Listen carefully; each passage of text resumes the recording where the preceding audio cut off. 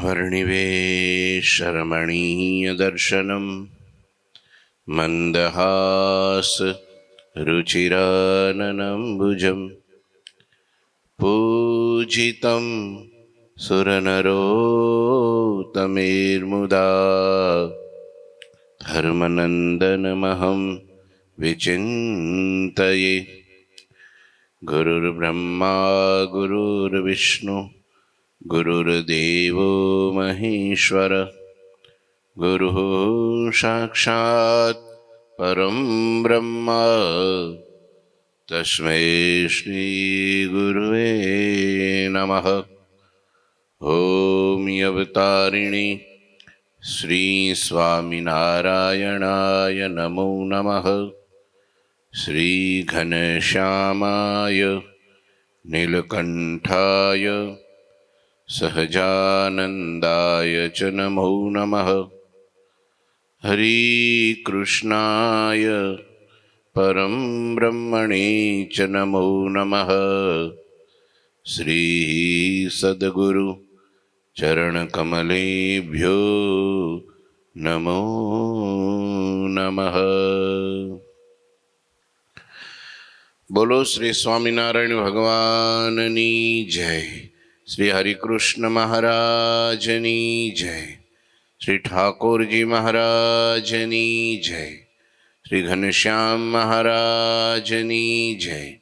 श्री सद्गुरुदेवनी जय। श्री 500 परमहंसनी जय। जय श्री स्वामिनारायण। श्री पुरुषोत्तम चरित्र अध्याय 41। 40 ચોપાઈ સુધીની કથા સાંભળી હતી। આગળની કથા લખે છે કવિશ્વર દલપતરામજી કહે છે, सुनी पंडित को गर्व न रहेवे, न तर्क चलत नहीं सो क्या कहवे। भगत ने बोला थोड़ा सीटी वागे के पूछत प्रश्न को जब इनको निसंशय समझावत तिनको।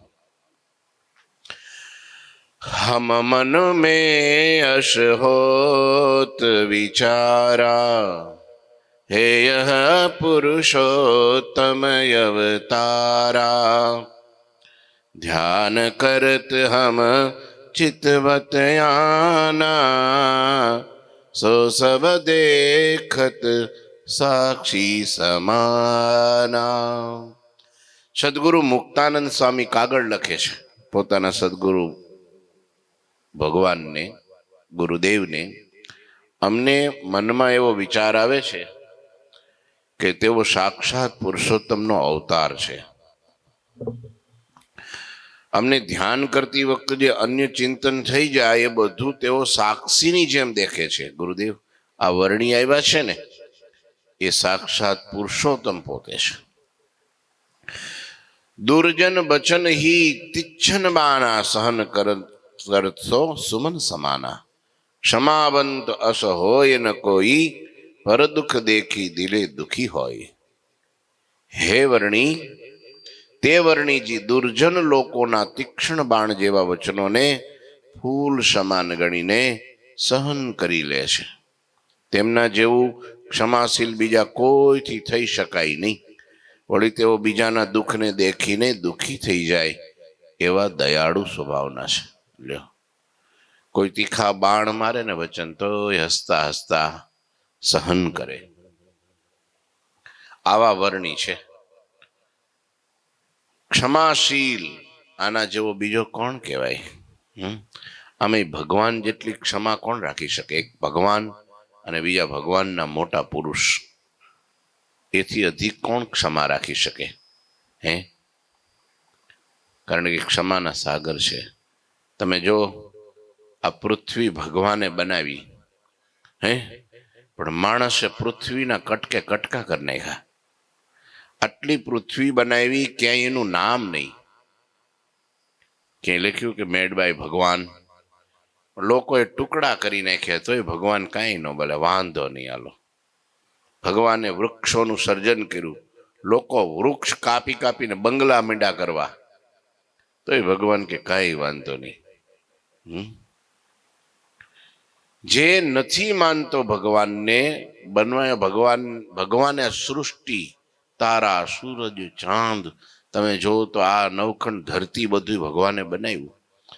સમય, રાત્રિ, દિવસ બધું આપ્યું. હે, ભગવાને શરીર આપ્યું, ઓક્સિજન આપ્યો, દ્રષ્ટિ આપી, સૂર્યપ્રકાશ આપ્યો.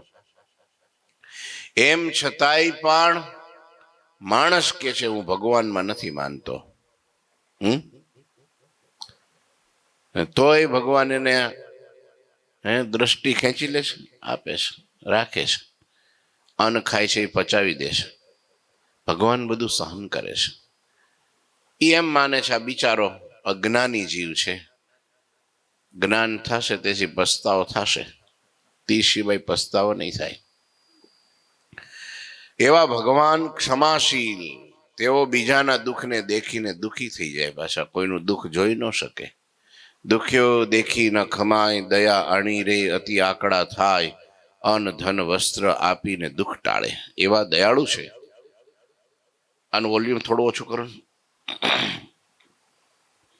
કોમલેતા કહી જાત નહીં, ઉપમા કછુ ન કહાત, કંજ કુસુમ નવનીત પુની, ઇન આગે ન સોહાત.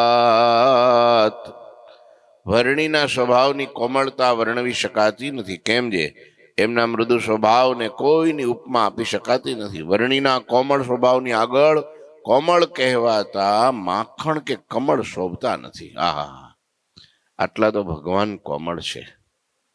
આવો ભગવાનનો જો ગુણ એકાદો આપણામાં આવી જાય ને તો આપણે ધન્ય થઈ જઈએ.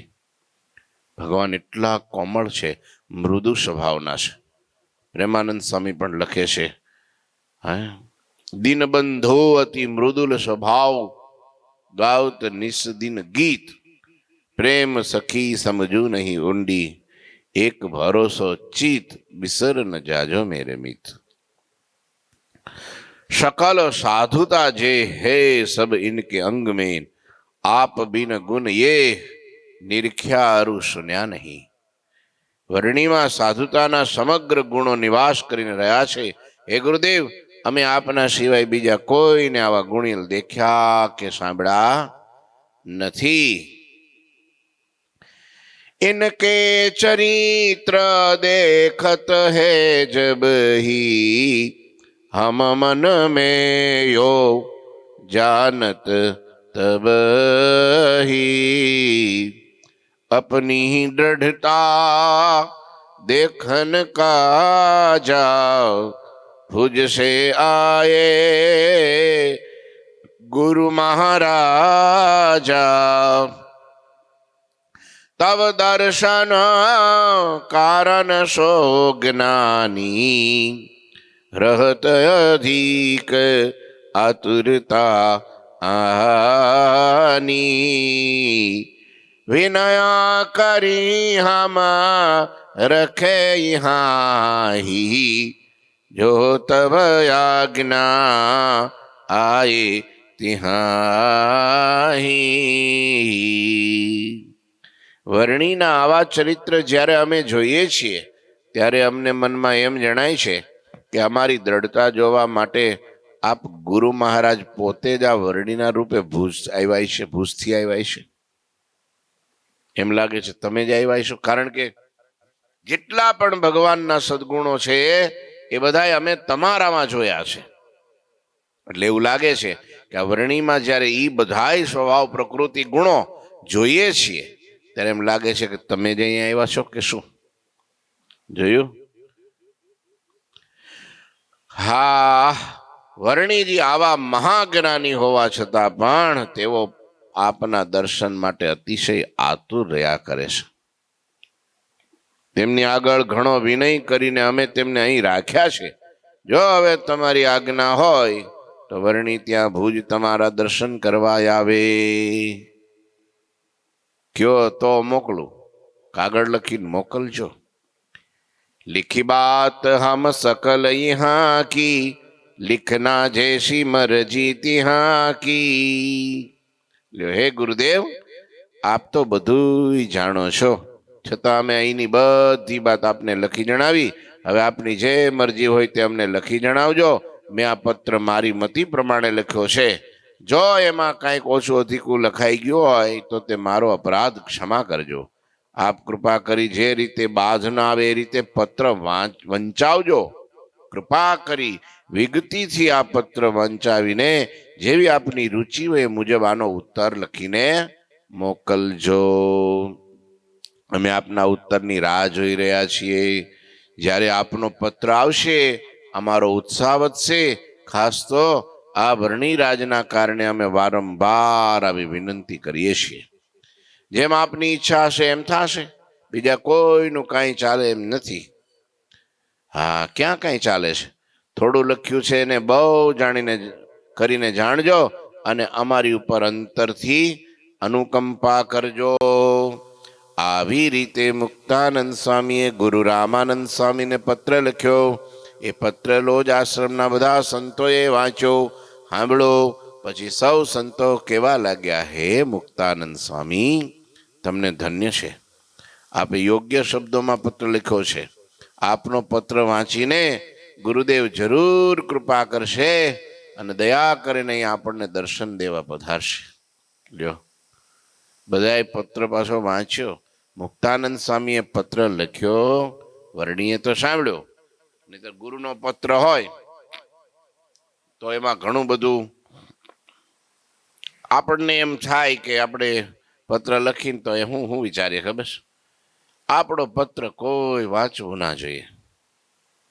આપણે ઘણી વાર એવું સિક્રેટ લખેલું હોય ને, હા, અને ઘણી વાર એવું થાય કે વચાવશું તો આપણને ભય રહે કે આ વાંચશું તો આને દુઃખ લાગશે, કે આવું ખરાબ લાગશે, કે આ હસશે, કે આ મસ્કરી કરશે.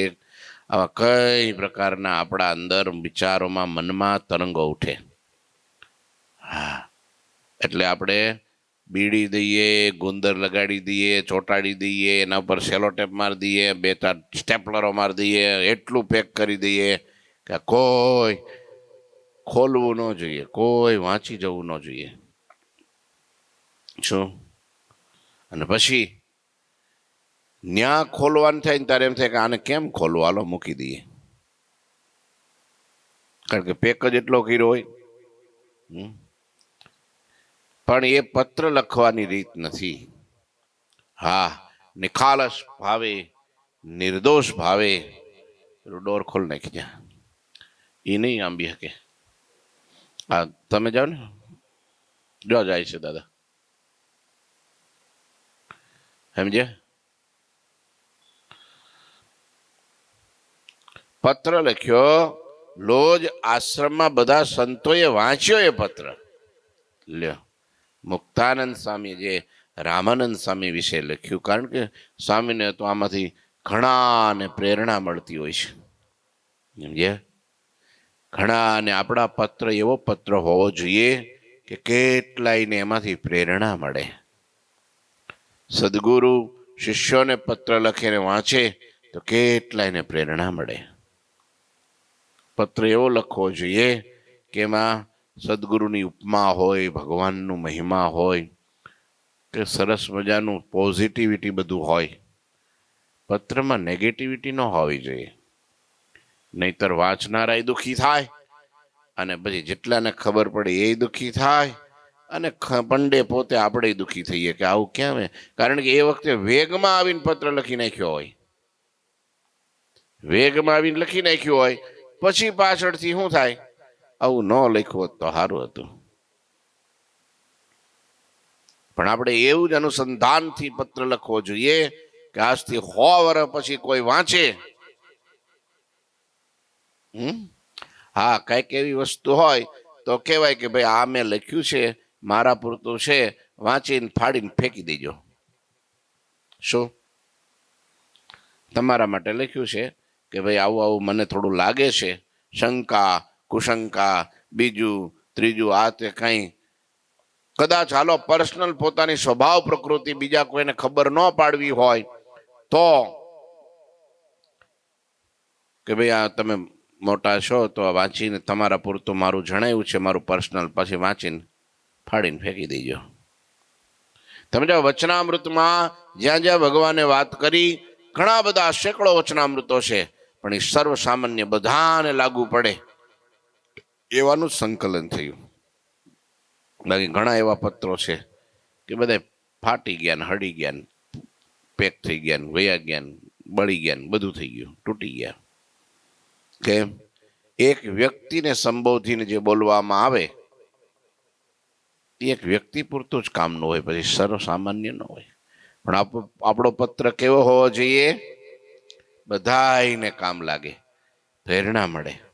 આજે રોજ ગુરુજી પત્રો લખતા તો એ આપણે આજે પણ પૂજામાં જે વાંચ્યા કરીએ, મજા જ આવે વાંચીએ. કોઈ બીજાને આપીએ કે લો આ પત્ર જો કેવું સરસ લખ્યું છે. પત્ર લખવાની આદત એક તો રાખવી જોઈએ. હવે તો એ બધું ગયું આ મોબાઈલમાં.